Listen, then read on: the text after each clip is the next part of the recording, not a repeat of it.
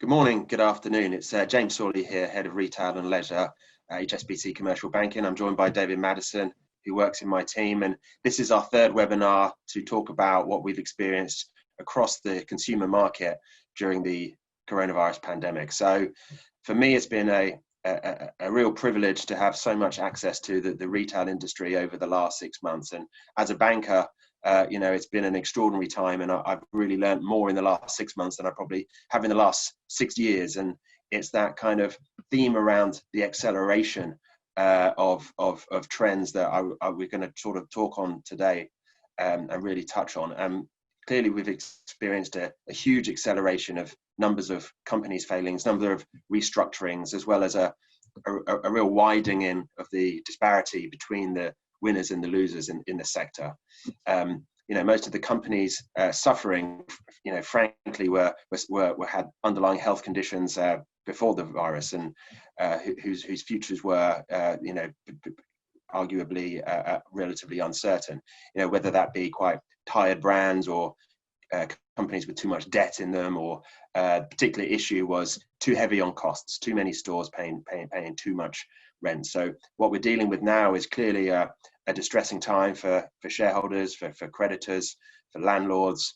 But if you take a macro view and look through a crystal ball into the future, one could argue that the failure of outdated business models, tired brands, these companies failing quickly is good in the context of long-term progress. Recessions have a sort of a crucial cleansing effect on industry, and something that economists call creative destruction. The quicker we sort of get rid of old business models, the quicker we achieve the economic benefits of more efficient, more productive, more relevant, more progressive businesses going forward. So that is, of course, the theory, and in the cold light of day, things are feeling pretty bleak right now. And what all this means for jobs and structural unemployment, we'll touch on a sec. But this slide here, what I really wanted to sort of shed some light on, and something that I do hope stays in the hearts and minds of the British public, is really the magnitude of the sector and its importance of the UK economy. It represents about 10% across retail and hospitality, 10% of economic output, but importantly, it represents 20% of the labour force. And I think, nationwide, it's reminded people just how vital the sector is, not just in terms of its contribution to the economy directly, but indirectly through employment, but also as its importance within our communities, within our societies. Shop floor staff have quite literally become heroes, putting their lives on the line to get the things we need into our hands. So just thought I'd highlight here some of the generous things that the sector has done during the pandemic, and also some examples of the very dynamic, very innovative nature that the sector is, responding very quickly to the crisis, collaborating with other businesses in order to, again, serve customers. So just thought I'd call that out. In terms of the macro environment then, just taking a step back, there's not many people whose living memory allows them to make an educated guess on what the recovery profile would look like after a pandemic, closing down the economy generally. But, the UK was in reasonable shape before the virus, modest growth, record unemployment, albeit, of course, with a number of headwinds, Brexit in particular. And, it really is anyone's guess what the recovery was going to look like and what shape it might take. During quarter two, the economy contracted by 20%, contracted by 2% Q1, so that 2 quarters, that makes it a technical recession. And of course, it was public consumption that accounted for 70-80% of that contraction. And as we sit here today, economists, Bank of England, can't agree exactly on what the recovery is going to look like, but everyone agrees that a sharp contraction this year will be followed by a sharp recovery next year. But most do agree that even with varying shapes of the recovery, the economy will still be 1 or 2% smaller than it was pre-virus for the next 2 or 3 years. And if we take unemployment as one of the key variables and the key things that is uncertain and ultimately is very, very important for consumer confidence and retail sales.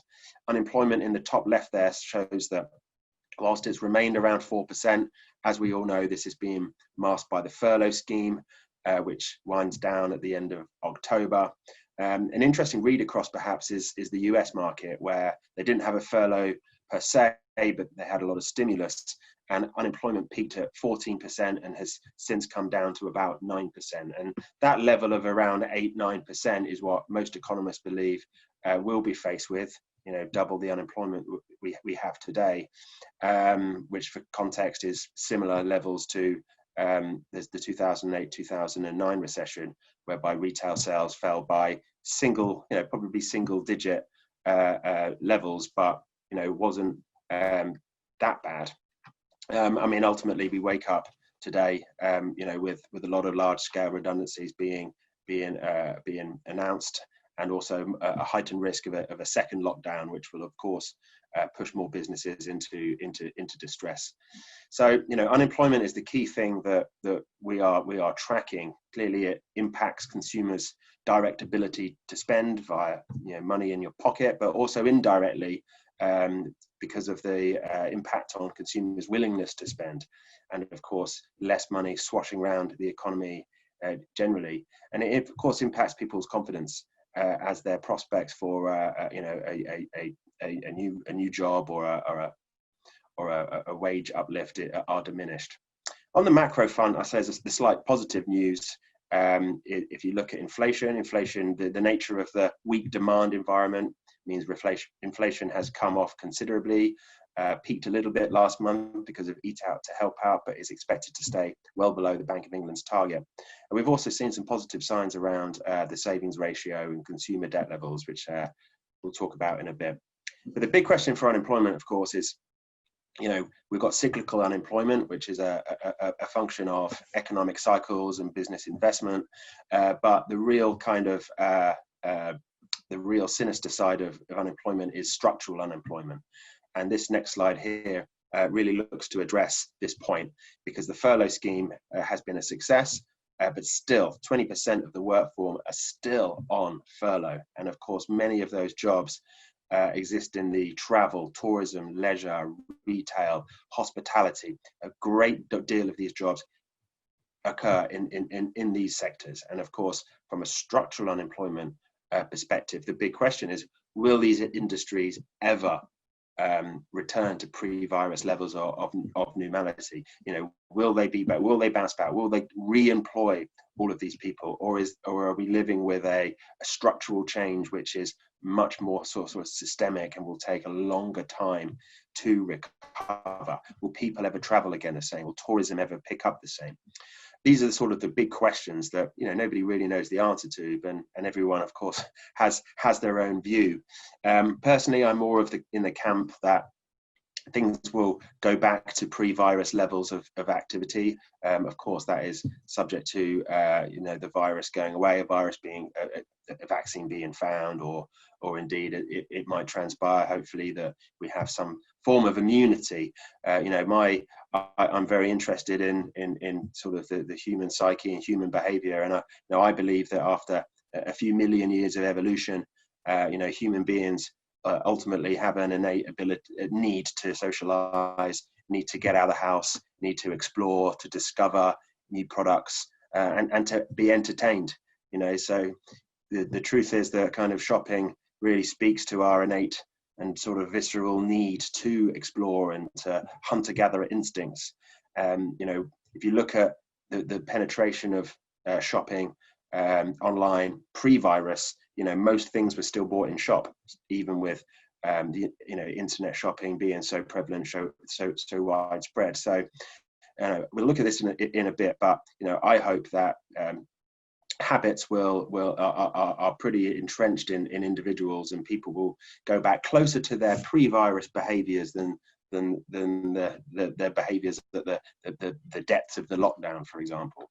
The other point around structural unemployment for me is that in this country, we're a very entrepreneurial country, and entrepreneurs, industries, they have an amazing ability to reinvent themselves, to fill a demand, to redistribute resources, to innovate. So because of that, I hope that things will rebound quickly, if not the same job, but a different job.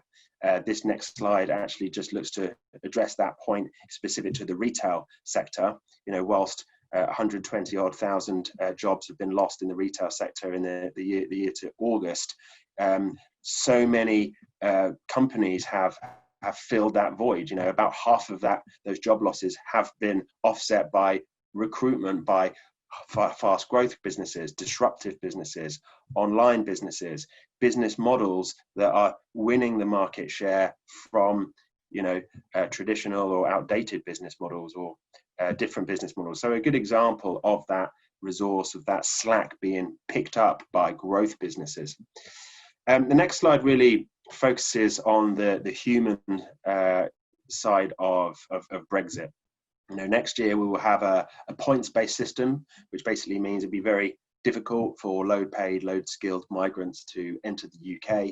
As we can see here on the slide, the numbers of EU migrants coming into the UK has been falling significantly since the referendum.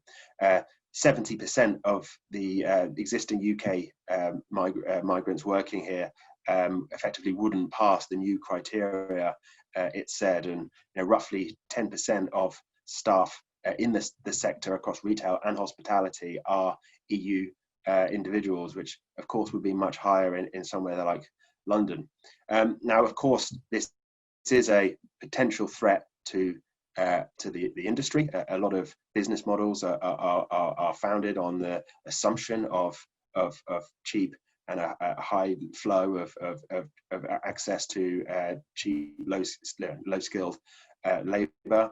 Of course, the industry is doing its job in trying to influence the government to try and look at more flexibility around that. But of course, within retail, in specifically, a lot of technology is there to replace manual labor-intensive processes with automation, with technology, particularly in distribution centres. The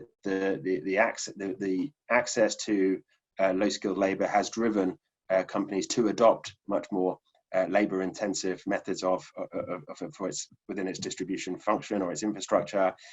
So we will see much more investment in technology, automation going forward. Of course, this is more of a problem down the supply chain, particularly in food and grocery and agriculture, whereby it's much more difficult to hand pick a strawberry with a robot than it is to with a human hand, of course. So I think the other point to say on this is, I think we as consumers, frankly, just need to get used to a different service level. The ready access to low-skilled labour, really talented EU individuals have meant that, we're used to, getting served in 30 seconds instead of a minute in your favourite coffee shop. So, business models will have to flex to account for these changes, and that means that service levels and consumers' expectations ultimately will probably have to change. So that's kind of the macro landscape. I'll hand over now to Dave, who's going to talk about what we're seeing on a more micro level. Dave. So thanks, James. I'm going to start us off with a global snapshot of the sector, specifically clothing and apparel, to give you an idea of where the sector is today globally. We've included in this instance data for clothing and apparel. Firstly, this is the biggest consumer discretionary purchase for non-food retail. But secondly, it's the most reported upon. The data driving these charts from a dozen or so countries ranging from Asia Pacific through to Europe to North America. The data is taken from each country's respective Office of National Statistics, basically an ONS equivalent. The rationale for the split was originally we wanted to look into the future, peer over the fence into the future, see how countries who were impacted by the virus first fared and what we could expect to see. What you'll notice if you look close enough is that each country and region has its own nuances. For example, you'll see Singapore struggling behind the rest of Asia Pacific. That's because it was impacted later than China and Hong Kong, and its lockdown lasted longer. Hong Kong, on the other hand, has other issues to contend with, aside from COVID-19, which has taken its toll on the sector over the past 12 to 24 months. Those examples aside, the averages flatten these and provide a clearer picture. What was prevalent until a month or so ago was the much hyped V-shaped recovery, especially in Asia. When taking out Hong Kong, which has been in double-digit decline throughout the unrest of the past 12 to 24 months, and take China's sales prior to January, before they were first impacted with the virus, the negative starting position would turn flat, or at best positive, and a near perfect V-shape would have emerged. However, what's clear now is that the recovery is far from even, as countries contend with virus flare-ups and localised lockdowns. We're set for a bumpy road until a widely available vaccine is in circulation. Europe has been up until recently faring well and mirroring Asia's recovery. The UK's recovery is lagged behind its neighbouring countries, which is evident on the chart to the left. But what's clear, should the UK's virus and death rates lag France and Italy's, which it has done to date, we may see more bumps ahead also. But what is promising, however, is that France were able to return to positive growth in July, which shows consumers do have a willingness and are able to spend at levels prior to COVID-19 on discretionary purchases. North America, lastly, which comprises of just the US and Canada, they've seen stagnation through the summer months, which for the US isn't necessarily surprising given the run-up to the election this year, alongside its state and federal differences making the dissection of performance extremely difficult. Canada, on the other hand, reacted far better than the US in terms of targeted stimulus and well-executed virus controls. The expectation is they should return to normal ahead of the US, despite the stagnation in July. For those of you who watch the UK parliamentary COVID briefings, you'll recognise this data and how it's presented. Google, through its utilising its users' mobility data, which tracks user locations among other analytics, shows some clear trends for people who visit retail and recreational locations. The chart to the left is the UK compared alongside a leading country from each of the regions I used in the previous slide. The mobility data for users who were located near a retail or recreational location shows the UK lagging behind. South Korea, as you can see, were least impacted, mostly due to localised lockdowns versus national, given COVID wasn't the first time they'd been through something like this, and most of the prerequisite skill set to cope with the pandemic they already had. Germany and Canada, on the other hand, which have not experienced something similar or on this magnitude, have rebounded fairly resiliently. The UK is creeping back up, but the British consumer still appears to be reticent to make the same number of trips, shopping, eating, drinking, etc., as they did previously. The second chart, I've handpicked 4 areas within the UK overlaying the same data points. As you'll all know through reading the news, London is still bearing the brunt of a lack of tourism, office workers, and the need to use public transport to get to these locations. This chart just demonstrates that point. The 3 other regions are fairly well balanced. City centres, sadly, in the near term, given all the recent news, will still bear the brunt of the impacts of the virus, especially if further localised lockdowns occur, which at the time of recording appears to be the case. Moving on to the next slide, I've selected a few charts using ONS data to illustrate how UK retail is faring. First chart on the left is clothing and apparel sales over the past 8 months. The chart to the right is total retail sales, including both food and non-food sales. Whilst labelling the recovery as a lumpy, bumpy V-shape, this is an extremely crude way of describing what's occurred. This is why we've thrown another letter out there alongside the L, V, W, U shapes, which fairly articulates the UK situation in our opinion, and that's the K shape. What's been clear to us since this began is that not all operators have been affected the same way, which was a worry back in March. There's been some online and multi-channel retail outfits that have experienced Christmas-like demand for each month of lockdown. But for every one of them, there's been 2 or so businesses that were either ill-prepared to operate efficiently 100% online, or operators whose products sold just not in demand during pandemics. Think, for example, formal wear, or just being weak, tired operators going through the crisis and arguably would have failed if given enough time. Rightly or wrongly, those businesses have been given another lifeline through grants, government-backed lending, CVAs, and will probably persist until March, April next year, once the perks of these schemes either end or become less attractive, which James will talk about later. The clear V-shape to the right is the total retail sales performance since January, food and non-food alike. Spending is now back to where it was prior to COVID. Whilst the pie of the pounds and pence being spent differs, retail as a whole, mainly driven by food, is back to where it was. And this slide breaks down by category level what's been doing well and not so well over the course of the past 2 months, and then there's a yearly average as well. Who'd have thought products involved in the home would have been so popular? The same reason computing is still near the top of the list. People are investing in their homes, through soft furnishings to major projects to making the home office that little bit more bearable. But we're in a recession. The future's uncertain, I hear you say. There's thousands of redundancies announced every week. So how is that true? Well, from February to June, the British public froze almost all but essential spending. The next thing they did was either freeze credit cards or mortgage payments, among less sizable mandatory payments. This combined with no commuting, morning coffees, holidays, eating out, etc. So £18 billion of consumer debt repaid, not defaulted, unlike the global financial crisis. This doesn't take into account savings that would have been undertaken during this period, in addition to paying off credit cards. So the consumer's balance sheet is in a good position, or a fairly good position. So with this in mind, consumers have been spending a fair amount of money on their homes and gardens since the lifting of the most extreme lockdown measures in May and June. Sadly, clothing and footwear are still towards the bottom of the list, but that isn't necessarily a huge surprise with the lack of people going on holiday, which usually lifts the dial for mainstream operators offering typical summer attire.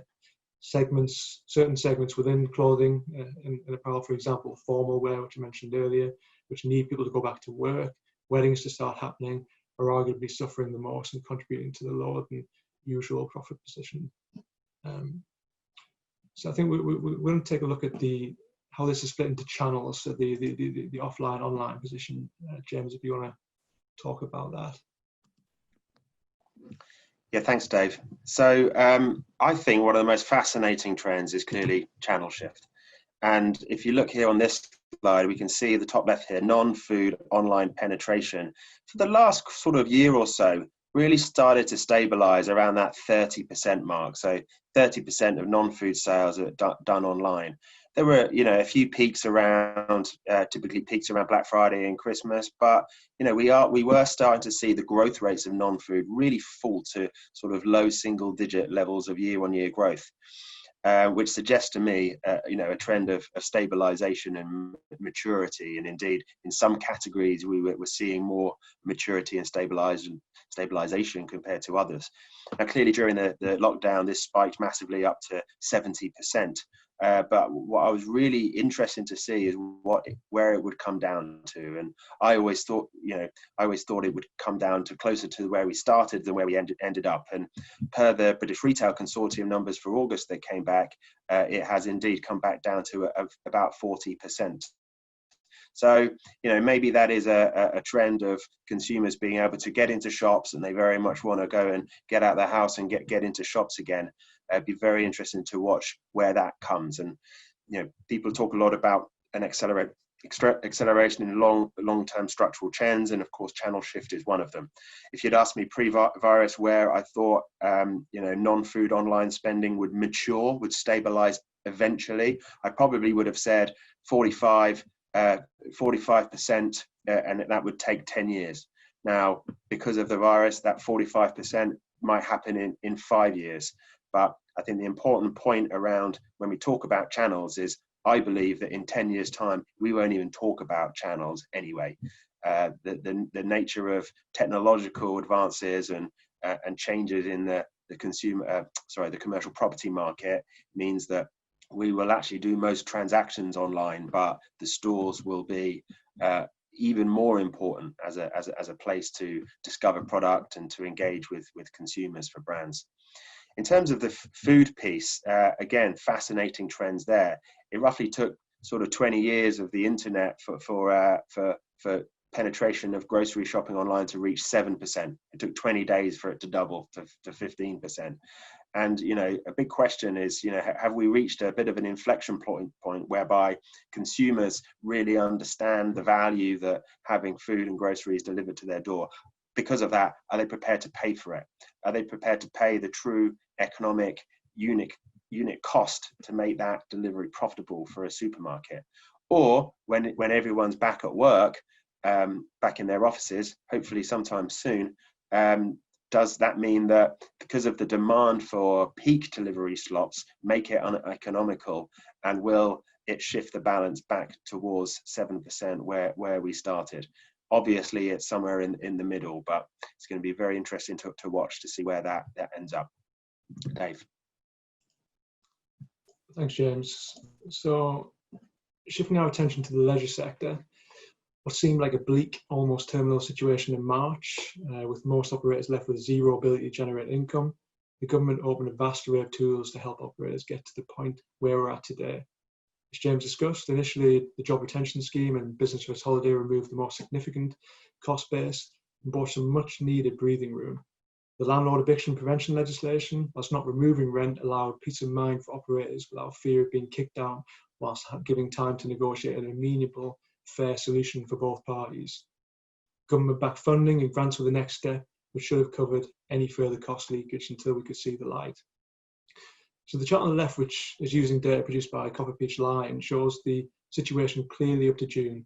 3 months of nil income, not taking into account delivery-based incomes, which are modest for some operators, up until reopening on July 4th. Even with social distancing protocols in place, the ramp up over the 5 weeks to the end of July was promising.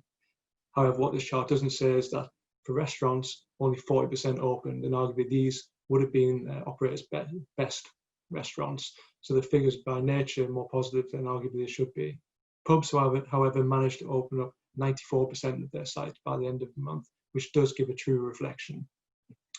But just when we thought the Chancellor had run out of ammunition, Mr. Sunak introduced the VAT relief of 15%, specifically for the leisure sector, and the Eat Out to Help Out scheme, a truly unique fiscal policy in picking up 50% of the tab, up to £10 per diner during Monday to Wednesday, arguably food services quietest days through August, which, as you can see, saw trading, at least for restaurants, normalise and even beat pre-virus levels of trade. Pubs improved vastly as well, only down 3% from the same period last year. Restaurants, however, were still operating at a reduced capacity, improving from 40% of units opened during July to 65%. Pubs were operating at 95% of capacity, which in summary shows what a success the scheme was in getting the industry back on its feet. So I've also provided some of the government's figures, which can still go up as operators have until the end of September to submit claims.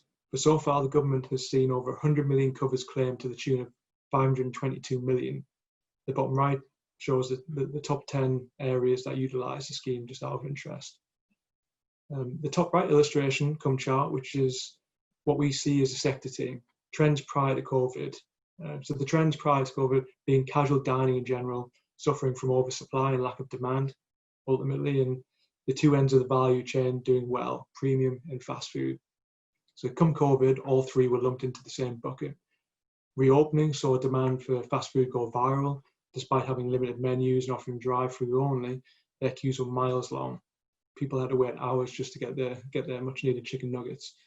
Premium also opened up reasonably well adapted to socially distanced environment, generally having more space between tables and also providing an environment for people to either celebrate or escape the daily dundrum. Come August, and the Eat Out to Help Out scheme, the whole sector has seemed to have done well. Some better than others, but as a collective, it's been a huge success. What will September look like after Eat Out to Help Out has ended? Admittedly, some stronger, well-capitalised operators are still offering an equivalent, with the hope of squeezing the weaker operators. We expect a similar standing position to prior to COVID, with some casual dining operators doing well, but the poor operators, still bloated operators, with too much supply and now too much debt, they will struggle. Premium dining should continue to do well, and with the exception of some with sites in city centre dead spots. Fast food will undoubtedly continue to smash it out of the park for the rest of the year, providing there's no specific restrictions placed on their trading COVID related. Thanks, Dave. So this slide really looks at the level of stress and distress and insolvency activity in the sector. And as we can see from the graph there, that we are nearly at 2008 levels of companies failing, impacting different levels of stores and employees. So, you know, really with limited appetite from shareholders, lenders to continue to fund losses, companies are going into big restructuring exercises and administration. And for many of these brands, that, you know, they will live to see another day, but under a completely different guise. whether that be just online or just through wholesale sales, licensing agreements. And for many of these brands, this is a real opportunity to restructure their whole cost base. Part of the problem is retailers and landlords in the past have been, guilty of driving up the prices of market rents, paying too much rent, receiving too much rent, and signing long-term deals in a short-term market. And that's created a bubble, and pre-packs and CVAs has been the sort of instrument to burst that bubble, if you like, and it's allowed operators to materially reduce their cost base, their store portfolios, their numbers, their rents, put themselves on turnover rents, to give themselves a chance of survival. Of course, it's not easy, far from it. The damage done to the brands, to the landlord relationships, supplier relationships, means that, for many, survival is going to be tricky. As a rule of thumb, we're seeing rents reduced by sort of, 20+%. We're seeing companies go on turnover rents. We're seeing companies negotiate pandemic clauses back into their leases. So if there's a second lockdown, they don't have to pay rent because of everything that's going on. So some sort of real innovation there. But again, to really survive, I think brands, retailers need to look at their core proposition, their brand, their whole philosophy of their business, rather than just their cost base. And successful CVAs and pre-packs in the past had both those elements of, real breathing new life into the whole proposition, as well as the cost base. We're also seeing this trend of sort of what I would consider to be healthy, good companies do CVAs. Companies that are overly exposed to, say, the London commuter market, frankly, have got no choice but to take a radical approach to restructuring, even though their brand is still really relevant, really progressive, just to really tackle that cost base. So, of course, what all this means is market rents are falling. They're falling faster than what they were falling before. And clearly, whilst this isn't great for the landlord community, the investor community, pension funds, etc., purely looking at things through a retailer high street lens, this can only be a good thing for the retail industry, for the high street. Lower, more flexible leases means that newer, cooler companies, operators can access these units. It might be independent stores, might be craft shops, artisan bakeries, cool bars, things like Cool Crazy Golf. All these sort of new business models and younger, cooler, more independent business models will be able to afford the rents. They'll be able to take a risk because of the nature of a more flexible deal. And these new brands and cooler new companies coming into high streets will drive footfall back to the high street, and it will be a real kind of virtuous circle from there. If you look at Carnaby Street as a good example, the landlord of Carnaby Street is well known for really blending big international brands with cool little boutique independent brands. Of course, you can imagine one's paying a lot more rent than the other, but it makes Carnaby Street what it is, which is exciting, which is cool. People want to go there to discover all different types of brands, rather than ending up with a very kind of homogenous high street because only the big national players can afford the rent. So, that's my vision for the future. And hopefully all of these restructuring CVA events will mark the start of much more meaningful, constructive, and ultimately more symbiotic, future-proofed agreements between landlord and operator working together. So the last couple of slides just really looks to sorry, Dave, you were going to talk to this one. Go ahead. Yeah, thanks, James. And whilst it's good to see progress being made in decreasing operators' cost bases, we can't forget the additional quantum of debt accessed over the past 6 months, which these charts acutely detail. But the chart to the left illustrates is a decade's worth of outstanding loans across all sectors, minus financial institutions and NBFIs, according to the Bank of England. The clear trends that can be extrapolated being the gradual increase in debt since the EU referendum, which has seen an additional £50 billion of lending over the past 4 years to February this year. What took 4 years to accumulate was doubled in 4 months. with another £45 billion added to UK corporates in the shape of C-bills, CL bills, and other commercial financing debt instruments. The chart to the right shows how individual sectors have been impacted, with little surprise, transport being the heaviest impacted, only seconded to hotels, restaurants, what we would consider leisure, and retails and wholesale, which both are roughly around about 40% up year on year, which, to give you some context, retail prior to COVID was at roughly about £15 billion sterling. That's now over £20 billion. So we can't forget that this additional debt will need servicing in time. That's one to consider. James. Thanks, Dave. So, just to summarise the sort of this point around acceleration of key trends, old brands failing fast, this is a key one, but again, it sort of paves the way for cooler, newer brands to emerge. Business model evolution. Like I said before, we sort of thought that we'll end up at 45% non-food online penetration in 10 years. That might be more like 5 years now. But importantly, I think in the future, we won't even say online, offline. The very terminology will disappear. We will buy pretty much everything online, but the store will still be as important, even more important, as stores are frankly made better.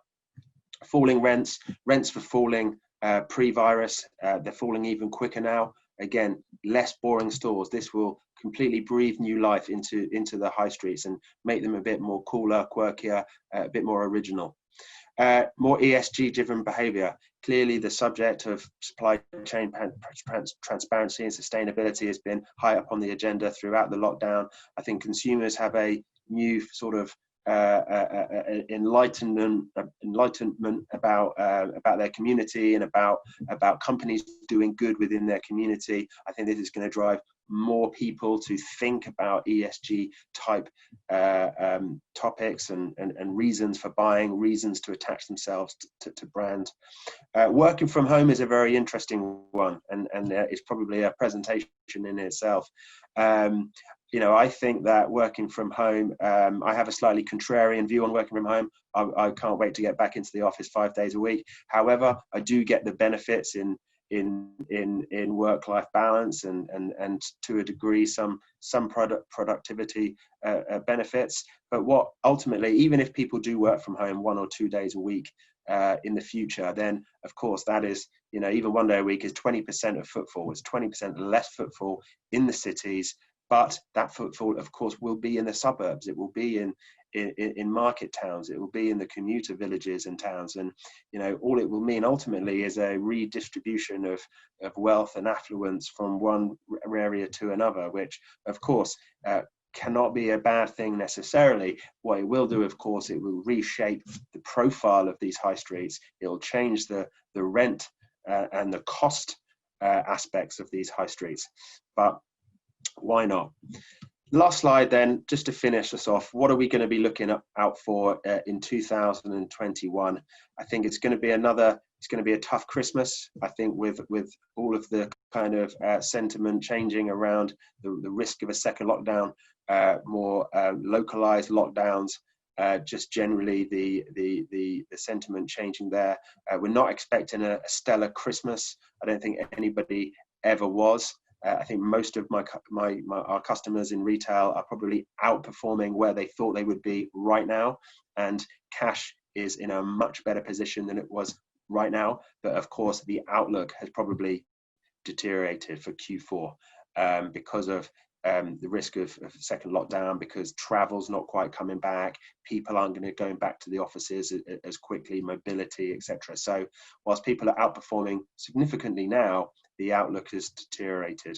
But I think as in Q1 next year, as the furlough scheme unwinds, as some of the government support packages unwinds, as people need to start unwinding creditor stretch, unwinding rent accruals, then that will be the big cash crunch, all at a time where the economy will potentially likely be weaker and unemployment is rising. So we'll see more distress, more M&A because of that. Capital structure considerations, again, the what has sort of made the difference between the winners and the losers during the pandemic is capital structure. Some of the winners have been more able to issue equity to shore up their balance sheets. That's going to put them in a better position, both defensively but offensively, as it trades through the coming quarters, compared to a company that was perhaps weaker going into the virus, that has been less able to raise equity and has ended up with more debt. So capital structure itself is going to differentiate further and polarize the winners and the losers. Business rate tax action, there's obviously a lot being discussed, whether now is the right time to look at the whole tax package for the sector. Ultimately, done right, could level the playing field between digital and store-based retailers. Clearly, as the government is receiving less tax receipts from the sector, then that will focus their attention. From a ESG perspective, again, we're seeing more ESG-driven shopping. M&A we've talked on. Just then to finish on Brexit, I think there is a huge amount of uncertainty still around Brexit. But what the pandemic at least has done has shown just how flexible and operationally efficient the retail industry is. Particularly the grocers have reacted very well to a huge surge in demand, online capabilities, responding to the pandemic. And again, the industry is going to potentially face similar challenges there around tariffs and barriers and whatever may be the result of a no trade deal Brexit. But I think the better companies have done their contingency planning. They've learned a lot through the coronavirus pandemic from a supply chain perspective, and let's hope that will minimize any potential disruption. So that's all from us. Thank you for listening. 45 minutes we spoke to Dave. That was the plan, so right on time. Thank you for your custom HSBC customers. Do reach out to your local HSBC contacts for access to Dave and I, or for any other help. And I wish you a great day and happy trading.